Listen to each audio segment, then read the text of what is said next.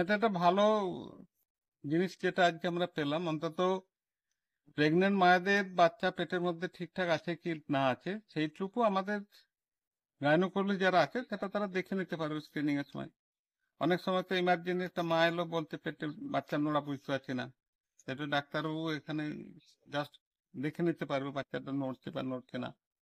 এটা এটা মানে অনেকটা ভালো কাজ দিবে আর কি। রিসেন্ট যে ঘটনাটা ঘটলো, এটা যদি থাকতো তাহলে হয়তো মাটাকে পাঠাতে হতো না, আর রাস্তার উপরে বাচ্চা হতো না।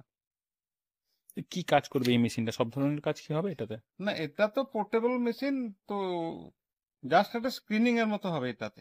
হুম। এটা যে বড় বড় রিপোর্ট আসবে সেরকম আসবে না, সেটা পাওয়া যাবে পরে। এটা জাস্ট একটা স্ক্রিনিং, মানে পেটের মধ্যে এখান থেকে তো ছবি বেরোবে না। আর ডাক্তারবাবু সার্জেন যদি আসে, সে হয়তো পেটের মধ্যে কোনো অ্যাপেন্ডিসাইটিস হয়েছে কিনা, অবস্ট্রাকশন হয়েছে কিনা, সার্জেন থাকলে সব দেখে নিতে পারবে। তা এখন যেহেতু আমাদের কেবলমাত্র গাইনোকোলজিস্ট আছে, সে ওরা মায়েদের ব্যাপারগুলো দেখবে মেশিন দিয়ে।